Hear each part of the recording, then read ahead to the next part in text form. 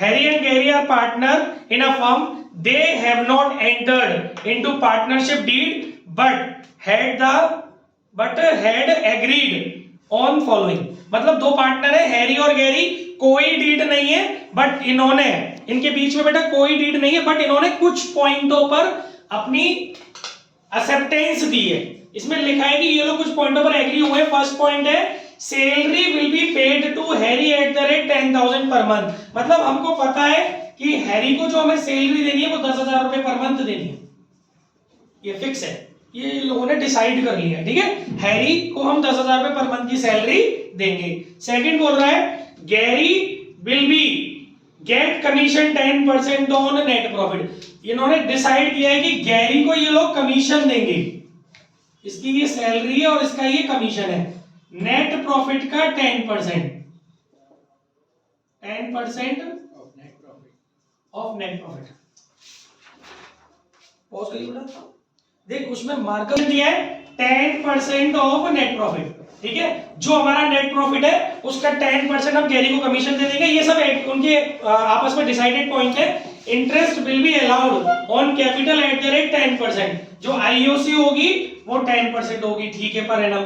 इसके आगे बोला इन्होंने interest will be charge on drawing 10%। IoT हम पार्टनर को देंगे 10%, ये भी इनका डिसाइडेड है। आगे बोल रहा है partner can not be admitted without the consent of the both of the partner. मतलब इन 5 पॉइंटों पे इन्होंने एक डिसीजन लिया है कि ये 5 पॉइंट ही हमारे रहेंगे, ठीक है। इसके बाद क्या हो गया, how will be the following dispute resolved. First point, Gary demands to be paid salary as Harry, he is being paid because his commission is lower. मतलब गैरी बोल रहा है कि जैसे सैलरी दे रहे हो आप हैरी को, ऐसे ही मुझे दे दो। क्या उसकी बात मानी जाएगी? बिल्कुल नहीं मानी जाएगी। क्यों? क्योंकि जो 5 पॉइंट डिसाइड किए गए हैं उसके अलावा कोई भी पॉइंट आएगा वो नहीं माना जाएगा, क्योंकि उसके लिए उन्होंने कोई भी एग्रीमेंट ना तो ओरल किया है, रिटन तो खैर किया ही नहीं है, ओरल भी कोई एग्रीमेंट नहीं है, ठीक है। तो गैरी को कोई भी सैलरी, अरे आदित्य कोई भी सैलरी नहीं मिलेगी, ठीक है guys. Second point, Harry demands that his son Sherry be admitted as a partner for 25%। Harry चाह रहा है कि उसका बेटा 1/4 पार्ट के लिए, यानी कि प्रॉफिट्स के 25% पार्ट के लिए पार्टनर बन जाए।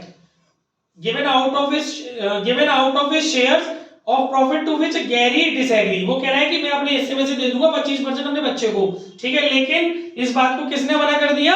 गैरी ने। तो ये बात मानी जाएगी उसकी? नहीं मानी जाएगी। हैरी की बात नहीं मानी जाएगी, क्योंकि एक भी पार्टनर अगर नहीं मानेगा तो काम नहीं होगा, ठीक है। तो थोड़ा सा मैंने आपको बता दिया है कि ये इसलिए क्वेश्चन मैंने चूज किया है क्योंकि इसके अंदर कुछ टर्म एंड कंडीशंस आ गई है। कल जो मैंने क्वेश्चन कराया था वो विदाउट टर्म एंड कंडीशन था, आज कुछ टर्म एंड कंडीशन है। तो इस केस में आपको याद रखना है कि जो टर्म एंड कंडीशंस है उसके बाहर कोई भी बात हो रही होगी वो डिसएग्री हो जाएगी, ठीक है।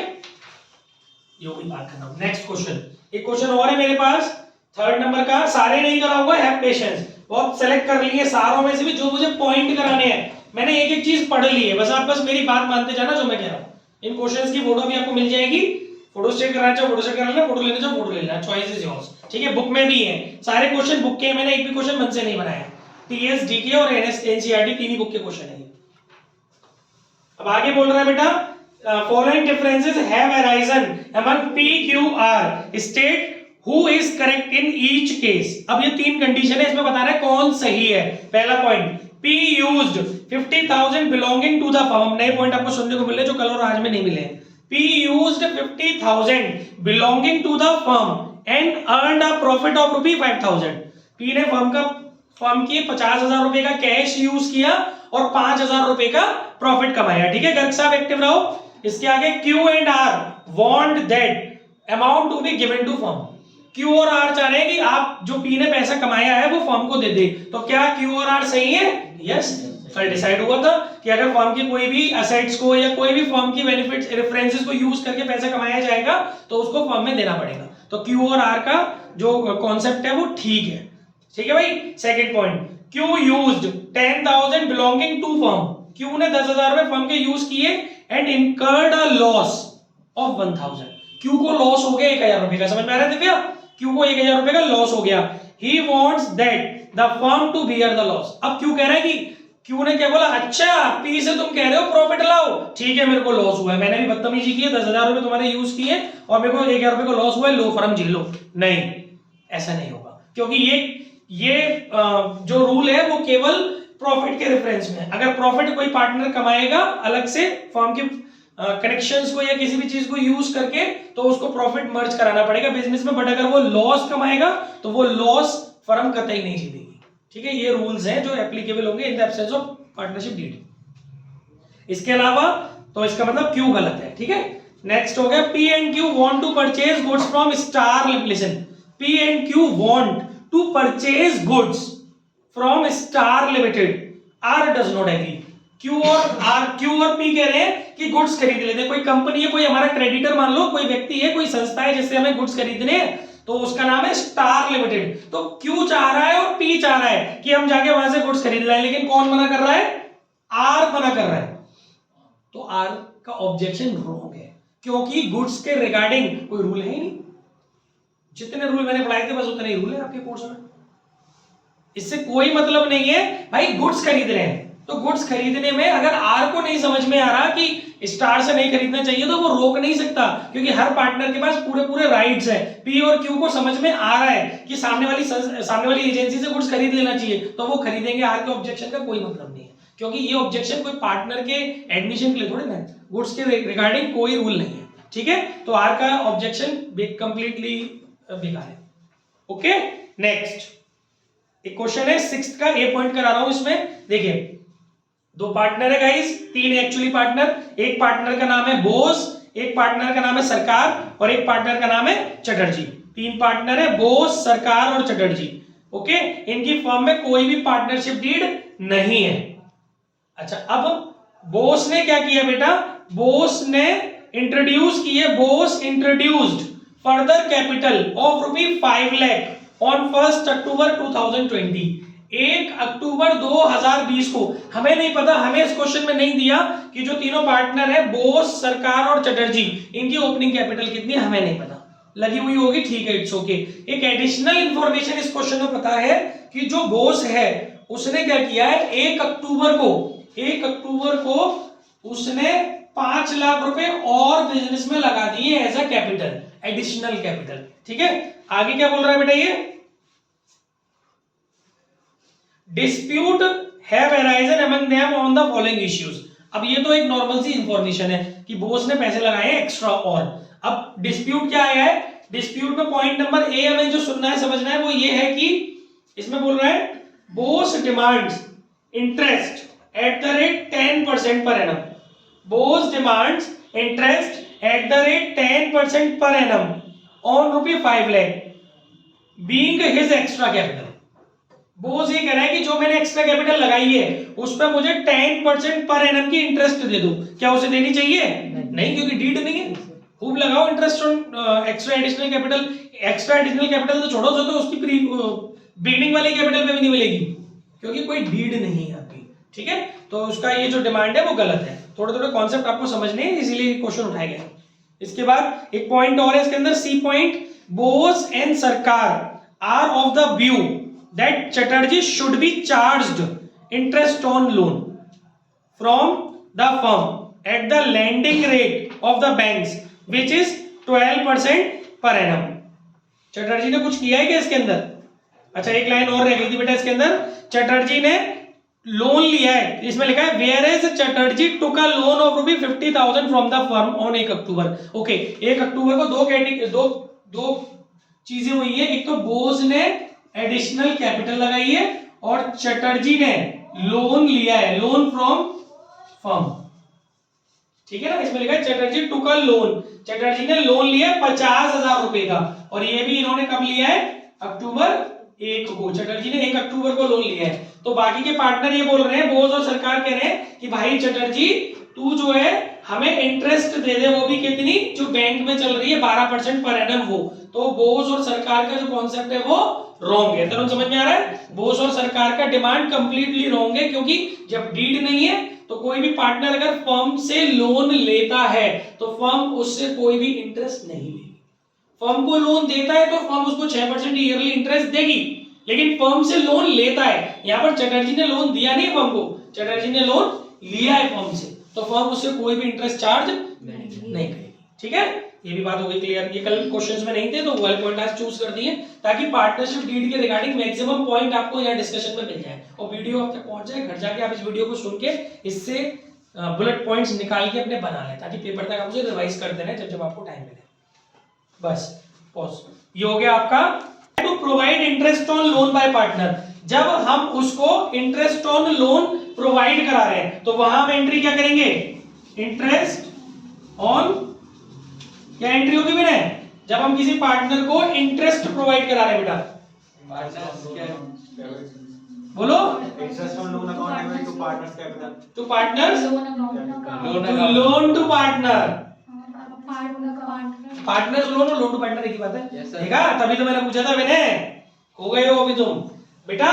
जब भी पार्टनर को हम इंटरेस्ट देते हैं लोन पर तो उसकी कैपिटल नहीं दिखाते भैया, कैपिटल पे तो कनेक्शन केवल एप्रोप्रिएशंस का होता है, इसीलिए तो पूछा था ये वाली बात मेरी समझ में आ रही है। याद रखिएगा, interest on loan to partner वो कहां कनेक्ट होगी, कौन से अकाउंट में जाकर के क्रेडिट होगी, वो होगी आपके लोन अकाउंट में। जो पार्टनर का लोन अकाउंट है उसमें क्रेडिट होगी, ना कि पार्टनर की कैपिटल अकाउंट में। ये भी एक कॉन्सेप्ट है, सिर्फ रिलेटेड चीजें सर्च कर रहा हूं, निकाल रहा हूं। पहले तो ये नोट्स ही अपने में बहुत बेहतरीन है जो आपके सामने पड़े हुए हैं, और उसके बाद अब उससे भी ज्यादा बेहतरीन चीज आपको मिल रही है।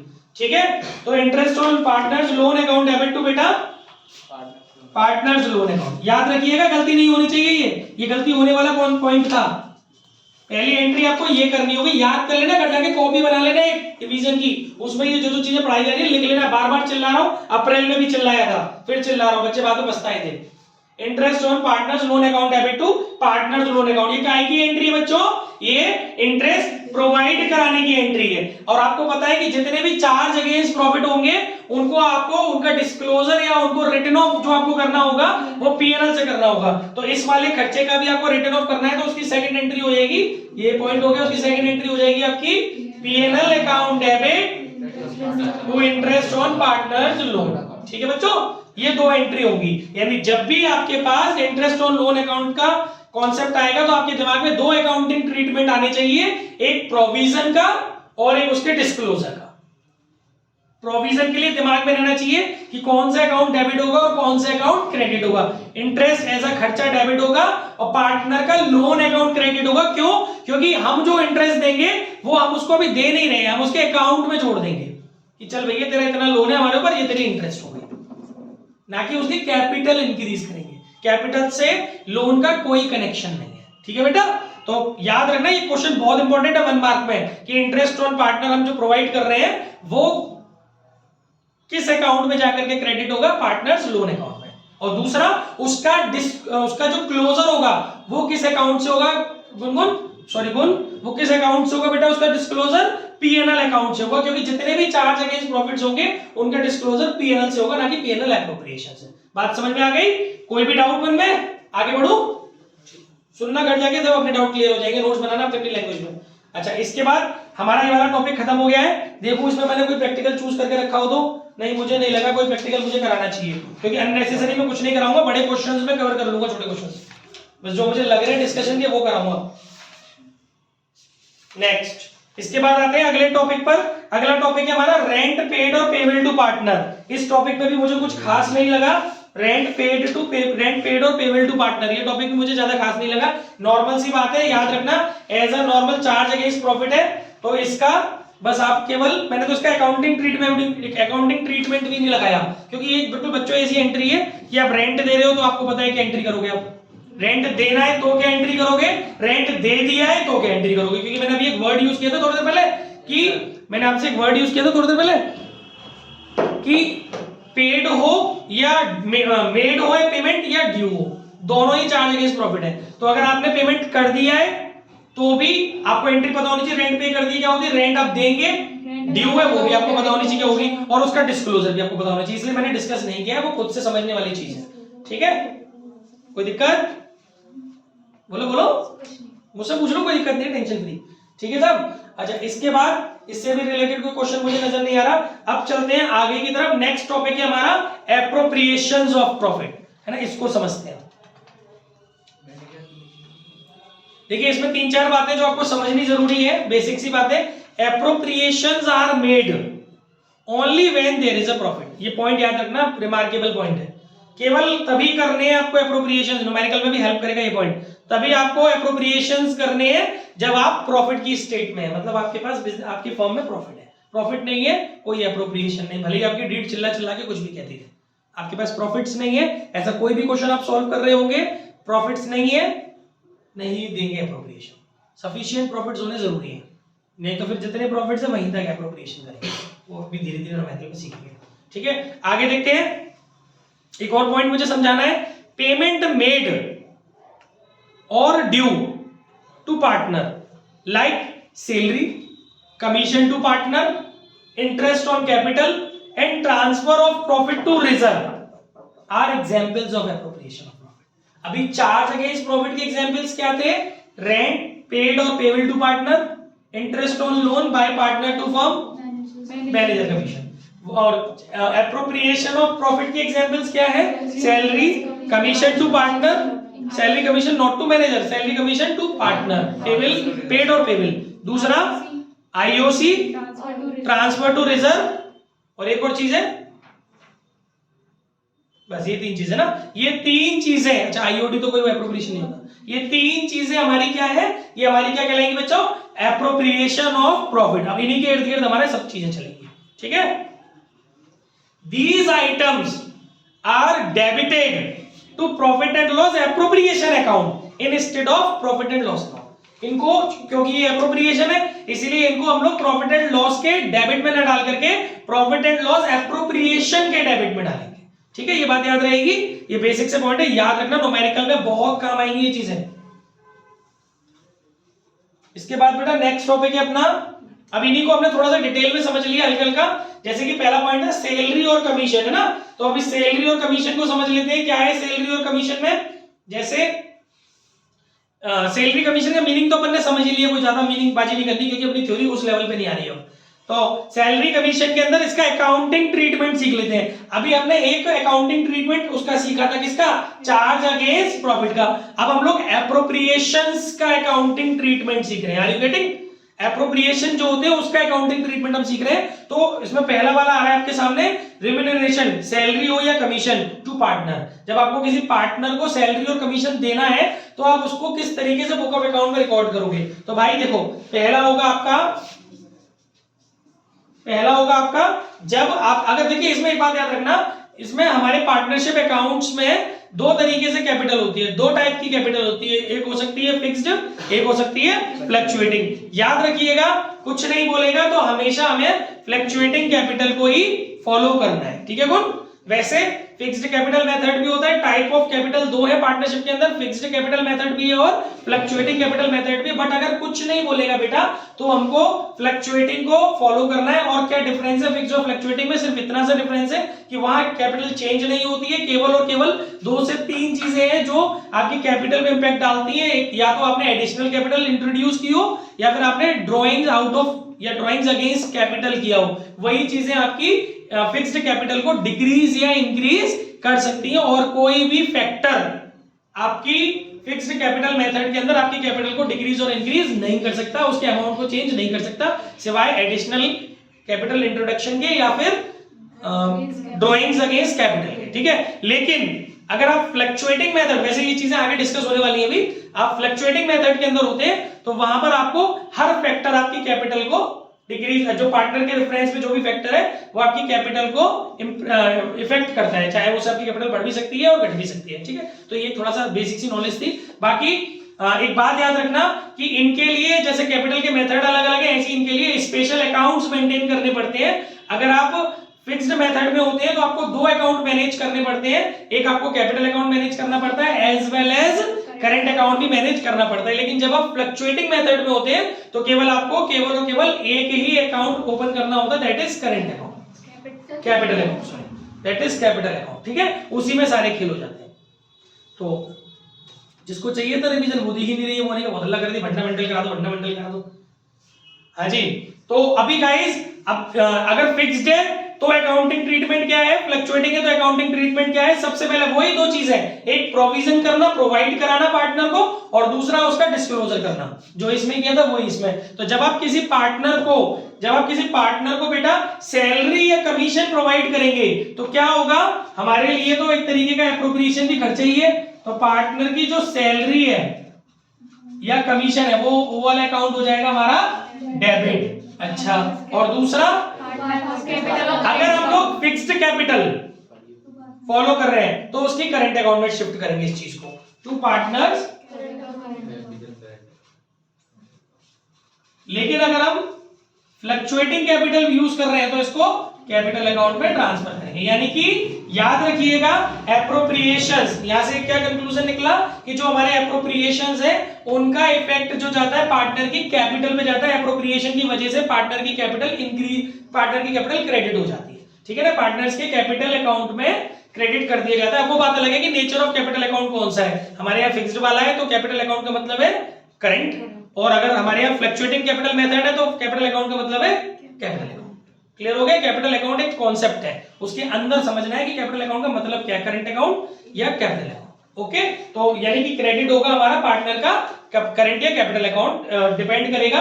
फिक्स्ड है तो करंट वर्ड यूज कर लेंगे, फ्लक्चुएटिंग है तो कैपिटल वर्ड यूज करेंगे, कोई इंफॉर्मेशन नहीं है तो फ्लक्चुएटिंग मान करके कैपिटल वर्ड ही यूज करेंगे। क्लियर है बेटा? पहला हो गया ये प्रोवाइड करने का। दूसरा एक तरीके का खर्चा ही है, डिस्ट्रीब्यूशन है, तो आप इसको रिटर्न ऑफ करेंगे तो कौन से अकाउंट से रिटर्न ऑफ करेंगे, एप्रोप्रिएशन अकाउंट से। तो PNL appropriation account debit to partners salary, या ये जो आपने खर्चा ये बनाया है इसको रिटर्न ऑफ करना है ना, बैलेंस शीट में थोड़ी ना ले आना होता है इस चीज को। PNL appropriation account debit to partner salary या कमीशन अकाउंट, ये हो गया इसका क्लोजर, डिस्क्लोजर की एंट्री। जैसे इसकी थी ना ये वाली डिस्क्लोजर वाली एंट्री, वो पीएनएल से हो रही थी, ये हो रही है आपकी पीएनएल एप्रोप्रिएशन से। तो आपको इसकी एंट्री याद रखनी है, सैलरी कमीशन की। बात समझ में आ गई? सैलरी है तो क्या देनी है, कमीशन है तो क्या देनी है, ये दो एंट्री में दिमाग में रखनी है, क्योंकि अगर वो आपसे लेजर बनवाएगा एंट्री दिमाग में तो फटाक से, और एंट्री के साथ कॉन्सेप्ट भी याद रखना कि क्रेडिट हो रहा है कि डेबिट हो रहा है, तो वो अकाउंट में सीधे कनेक्ट कर सकते हो। ठीक है, इसकी फोटो लेनी है ले लो, फिर मैं इसकी कुछ सम्स बता देता हूँ। फटाफट से फोटो ले लो, अगर लेनी हो तो डाल दो ग्रुप में, किसी न किसी के काम आ जाएगी। पॉज करो। क्वेश्चंस है 14, 15, 16, ये मुझे कराने हैं। इन तीनों में कैलकुलेशन है सिर्फ, अकाउंटिंग ट्रीटमेंट मैंने आपको बता दिया। ठीक है, ध्यान से सुनेंगे सब लोग, जिनके पास क्वेश्चन नहीं है मैं बोर्ड पे बताता चल रहा हूं, ध्यान से सुनिए एक बात। ये क्या बोल रहा है बेटा? नहीं, पैर नहीं लाओ, ये कमजोरी की निशानी होती है। आपके विचार फिक्स नहीं है, बार बार बदलते हैं अपनी बातों को। देखो guys, X and Y are partner in a firm. दो पार्टनर है, किसी से भी क्रॉस क्वेश्चन आ जाएगा, एकदम ध्यान से सुनिएगा। X and Y are partner in a firm. ठीक है, दो पार्टनर है हमारी फर्म के, समझ में आता है। आगे, X is entitled to a salary of 10,000 per month and commission of 10% of the net profit after partners. और पार्टनर्स में एस के बाद एपेस्ट्रोफी एस लगाए, पार्टनर के बाद एपेस्ट्रोफी एस नहीं लगाया मैंने, पार्टनर्स के बाद एपेस्ट्रोफी एस का वो लगाया ऊपर। इसका मतलब होता है कि सारे पार्टनर के बाद एपेस्ट्रोफी एस लगा हुआ है, मतलब एक पर्टिकुलर किसी पार्टनर के बाद के लिए बोल रहा है वो, पार्टनर्स के बाद ऊपर एपेस्ट्रोफी वाला वो लगा हुआ है। इसका मतलब जितने भी पार्टनर है सबके लिए ये वाली लाइन। तो फिर से सुनो, जो हमारा एक्स है, X is entitled to a salary of 10,000 per month and commission. तो एक्स को क्या बोला है भैया कि तेरी सैलरी जो होगी बेटा वो होगी 10,000 per month. Listen very carefully, ठीक है। और तुझे कमीशन दिया जाएगा of the net profit after partners salaries but before charging commission. Salaries सभी पार्टनर्स की उसमें से डिडक्ट हो गई हो, उस नेट प्रॉफिट का 10% हम तुझे देंगे जिस नेट प्रॉफिट में से सभी पार्टनर्स की सैलरीज जो हम प्रोवाइड करा रहे हैं वो डिडक्ट हो गई हो, बट किसी का भी कोई भी कमीशन डिडक्ट नहीं हुआ हो। ठीक है, यानी यहां मैं लिख लूं, अगर कमीशन की बात लिखूं तो हम इसे क्या बोल रहे हैं, 10% of net profit after all salaries, ऐसे शॉर्ट में लिख रहा हूं, बट बिफोर एनी कमीशन।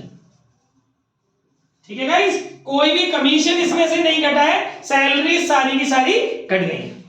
ये किसके लिए है, मैंने यहां लिखा है वाई के लिए, ये वाई का कॉलम में बात। ओके, आगे क्या बोल रहा है बेटा, Y is entitled to a salary of 25,000 per annum। Y को जो सैलरी मिलेगी वो 25,000 रुपए पर एनम मिलेगी, वो पर मंथ है, ये पर एनम है। ओके, आगे लिखा है and commission of 10% of the net profit after charging all commissions and partners salaries. मतलब आपको जो कमीशन देना है वो 10% of net profit after all commissions and all salaries. Concept समझ में आया? ये इन्होंने बात घुमाई हुई है, फंसाई हुई है चीजें। ओके, अब क्या करना है इसमें, अल्टीमेट हमसे क्या बोला गया है, नेट प्रॉफिट। अब हमें नेट प्रॉफिट जो दिया है उसकी विशेषता क्या है, net profit before provide for partners salaries and commissions for the year ended 31 March 2020 was 4,20,000। Net profit जो हमको दिया हुआ है बिफोर एनी कमीशन और एंड एनी सैलरी, वो दिया हुआ हमको 4,20,000।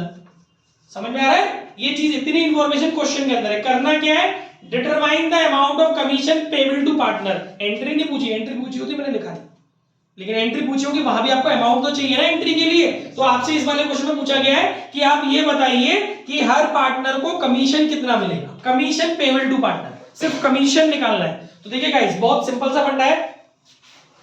सैलरी की बात देखो, नेट प्रॉफिट आपके पास कितना है, 4,20,000 का, ठीक है।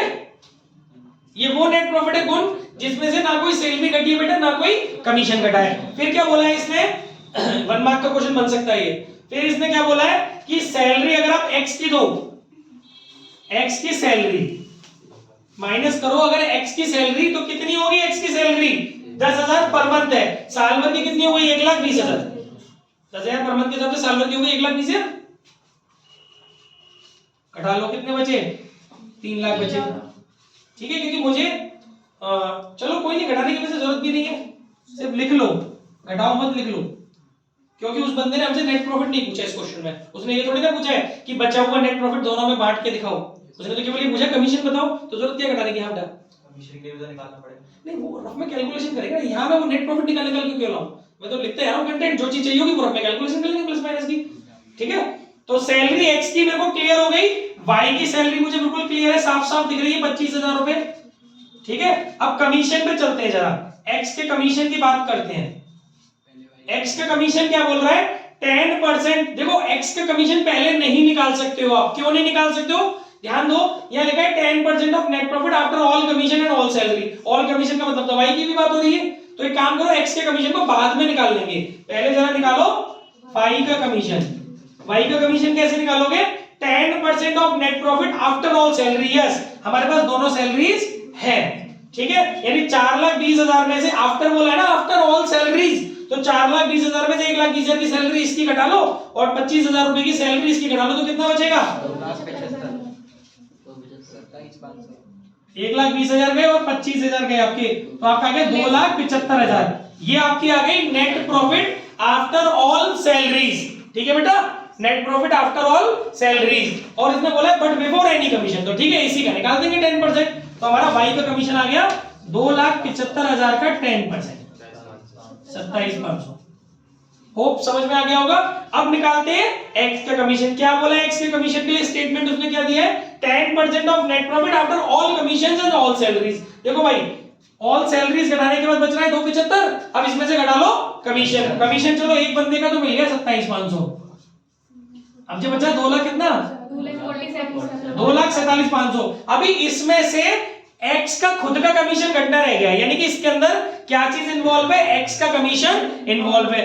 पर वो कमीशन हमें इस पे नहीं निकालना, बाद वाले पे निकालना है, तो हमें बिफोर पे निकाल रहे होते हैं, तो फॉर्मूला लगा देते हैं रेट अपॉन 100 प्लस रेट, ठीक है। तो आप इस पे जबरदस्ती निकालोगे तो कैसे निकालोगे, 2,47,500 इंटू 10 अपॉन 100 प्लस 10, ठीक है बच्चों। तो आप इसे सॉल्व करोगे तो ये आ जाएगा आपका 22,500। तो ये आपका आंसर हो गया, एक्स का कमीशन 22,500 और वाई का कमीशन 27। बोलो कोई दिक्कत, कोई बात नहीं समझ में आ रही हो, सिर्फ क्वेश्चन को अच्छे से समझना, तो सॉल्यूशन तो आ ही जाएगा फिर। Yes sir. ठीक है, ये हो गया अपना कॉन्सेप्ट एक खत्म, कोई दिक्कत नहीं है। अब चलते हैं अगले वाले क्वेश्चन पर, क्वेश्चन नंबर 15।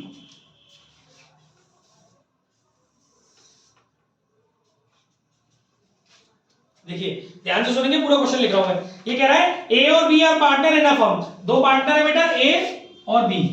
ओके, इसने बोला है A is entitled to a salary of 15,000 per month. ए को बोला गया भाई तुझे सैलरी मिलेगी 15,000 पर मंथ और and a commission of 10% of net profit before charging any commission. सिर्फ उसने बोला बिफोर चार्जिंग एनी कमीशन, इसका मतलब सैलरी की तो बात ही नहीं हो रही है। यानी उसको हम जो कमीशन देंगे वो देंगे 10% of net profit before any commission and salary. इसको ऐसे भी समझ सकते हैं, उसने बोला नहीं है सैलरी के लिए, तो मैं आपको समझाने के लिए बहुत क्लियर लिख रहा हूं कि वो ये चाह रहा है कि उस वाले नेट प्रॉफिट पर आप 10% निकालो जहां से ना किसी प्रकार के सैलरी का एप्रोप्रिएशन हुआ हो भी, ना ही किसी प्रकार के कमीशन का एप्रोप्रिएशन हुआ हो। आपको उस वाले नेट प्रॉफिट का 10% निकालना है। ठीक है बच्चों, आगे क्या बोला इसने बोला है B is entitled to a commission, B is entitled to a commission of 10% of net profit after charging his commission. यानी बी को हमें उस वाले नेट प्रॉफिट पर देना है 10% of net profit after his commission, जिसमें से केवल उसका कमीशन माइनस हुआ हो। ठीक है बच्चों, आगे क्या बोला है इसने, प्रॉफिट दिया, देखो प्रॉफिट कौन सा दिया है, प्रॉफिट आफ्टर पार्टनर्स सैलरी की लाई, प्रॉफिट आफ्टर नहीं बेटा, okay, net profit for the year, net profit for the year ended 4,40,000 का मैंने नेट प्रॉफिट दिया अपने को। ठीक है, क्या चाह रहा है हमसे, determine the amount of commission payable to partner. इस वाले क्वेश्चन में भी हमें कमीशन निकालना है, तो देखिए वेरी इजी, अगर आपको एक्स का निकालना है तो एक्स में बोला है 10% of net profit before any commission and salary. या सैलरी जो है वो नेग्लेक्टेबल है, सैलरी का कोई मतलब ही नहीं है, किस पॉइंट ऑफ व्यू से, from the point of view of calculation of commission. मैं ये नहीं बोल रहा कि from the point of view of distribution of profit, वहां तो बहुत जरूरी है, जब आपको प्रॉफिट का डिस्ट्रीब्यूशन करना है तो वहां तो आपको हर एक एप्रोप्रिएशन पे ध्यान देना है। बट फिलहाल यहाँ क्वेश्चन में एप्रोप्रिएशंस की बात नहीं हो रही, यहाँ क्वेश्चन में बोला गया है कि आप बस अमाउंट ऑफ कमीशन बता दो। मैं तो अमाउंट ऑफ कमीशन अगर हमें निकालना है तो यहाँ पर जो सैलरी थी बच्चों उसके बारे में कोई भी बात करने की जरूरत नहीं है। सीधे सीधे अगर आपको एक्स का कमीशन, ए का कमीशन निकालना है तो कैसे निकालिए, 4,40,000 का सीधा सीधा परसेंटेज निकाल दीजिए, कितना है 10%, दोनों के 10% है इसमें 44,000 आ जाएगा। ठीक है, और अगर बी के कमीशन की बात हो रही है तो उसने बोला है कि आफ्टर हिज कमीशन, और देखो 4,40,000 में से उसका कमीशन घटाना है, बट आपके पास तो अभी उसका कमीशन है नहीं बी का घटाने के लिए, क्योंकि बी का तो आप निकालोगे तभी तो फिर घटेगा। तो एक काम करो, जब नहीं है आपको आफ्टर पे निकालना है बट आपके पास बिफोर वाली सिचुएशन है, तो जो अभी फॉर्मूला बताया था रेट अपॉन 100 प्लस रेट, तो 4,40,000 इंटू 10 बाई 100 प्लस 10, यानी 110 डिवाइड मारोगे तो ये आ जाएगा इसका 40,000, ये आंसर। ठीक है, 44,000 ए का कमीशन हो गया, 40,000 बी का कमीशन हो गया। कोई दिक्कत, कोई बात जो नहीं समझ में आ रही हो, अब अगले से फटाफट से कर लेते हैं, 16वीं को और कर लेते हैं, खत्म कहानी फिर 2 मिनट में। ठीक है, कल फिर आगे बढ़ेंगे, कल बहुत इंपॉर्टेंट टॉपिक आईओसी आईओटी ये सब चीजें डिस्कस करेंगे। छुट्टी नहीं करनी है, घर जाके वीडियो देखनी है, बार बार कह रहा हूं, अप्रैल में भी बोला था मैंने वाली बात, सितंबर में जाके अगस्त में जाके समझ में आई थी। रोज का काम रोज करना है, वीडियो देखनी है घर जाके, अपने हैंड रिटन नोट्स बनाने हैं। मैं इसमें थ्योरी फालतू की डिस्कस नहीं करूंगा, एक पैसे की भी, सिर्फ जहां कॉन्सेप्ट है वो डिस्कस करूंगा थ्योरी की। ठीक है, रोज का काम रोज करना, इकट्ठा मत कर लेना। 16 वाला, 16 में क्या बच्चों, Pawan and Parul are partner in a firm, दो पार्टनर है पवन और पारुल। और रात तक का वेट कीजिएगा, 10-11 बजे तक का सैंपल पेपर्स के क्वेश्चंस आ जाएंगे आपके ग्रुप में, असाइनमेंट्स आपके पास।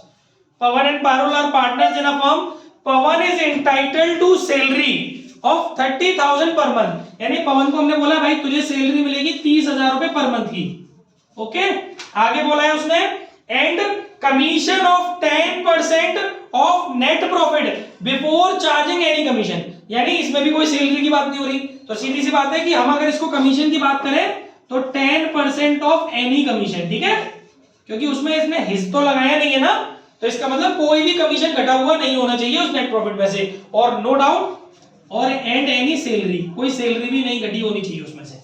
क्लियर, आगे क्या बोल रहा है बेटा, Parul is entitled to a salary of 50,000 per annum. Parul को बोला गया भैया तू उठा हमारे यहाँ से 50,000 पर एनम की सैलरी, ठीक है, और at a commission of 8% of the net profits after charging the commission.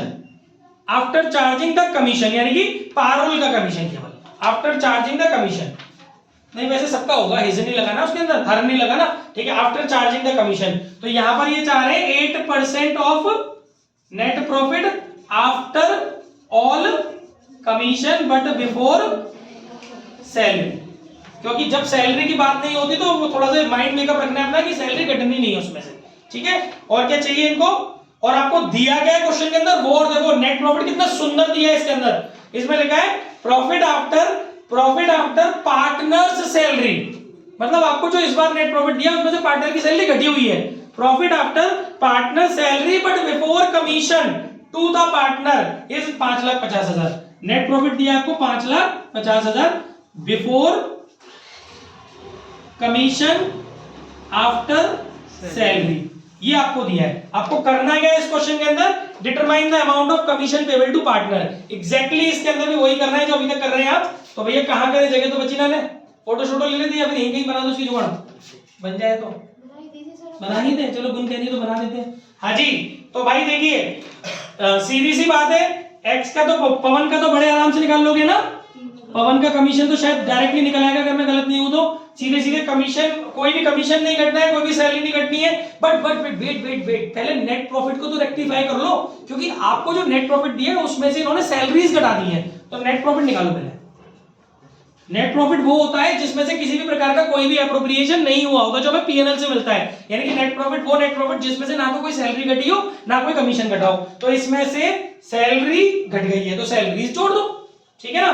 तो आपका नेट प्रॉफिट कितना है, 5,50,000। दिव्या समझ में आ रहा है, ये जो 30,000 रुपए पर मंथ की सैलरी दिव्या पर मंथ है, तो इंटू 12 करेगी तो 3,60,000 रुपए साल की बन जाएगी। वो 3,60,000 जोड़ दे इसके अंदर, और बेटा ये जो 50,000 रुपए पूरी साल की ये भी जोड़ दे, क्योंकि सारी सैलरीज उसमें से घटी हुई है।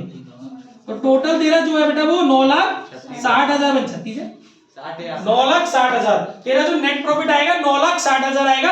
इस नेट प्रॉफिट पे खेल करना है, और कैसा खेल करना है ये खेल यहां कर देते हैं, जिसका चौंच सीधा निकाल दिया, ठीक है। तो ये क्या करना है इसमें, पवन का कैसे निकालोगे, पवन से कमीशन सीधे सीधे 9,60,000 का 10%, 96,000। और दूसरी बहन जी कौन है, पारुल, पारुल का कमीशन कैसे निकालेंगे गाइस, क्या स्टेटमेंट है, आफ्टर ऑल कमीशंस। बट आपके पास ऑल बनाने के लिए क्या चाहिए, देखो 9,60,000 में से आप लोग एक काम करो 96,000 का डालो, ठीक है ना, क्योंकि 9,60,000 में से दोनों कमीशन घटाने, एक तो है 96,000 घटा लो, कितने बचेंगे 8,64,000। इस 8,64,000 में से पारुल का घटाना है, बट पारुल का है नहीं, यानी हमें निकालना है आफ्टर पे, बट हमें अभी बिफोर की सिचुएशन में तो वही 8/108 100 प्लस रेट, ठीक है, इंटू 8/108 से 64,000 आएगा, ठीक है। तो ये हो गए अपने आंसर्स, 96,000 और 64,000 आर द एग्जैक्ट आंसर्स। जो हैव एनी क्वेरी, ठीक है, आज का सेशन यही विराम करते हैं, पॉज कर दो वीडियो को।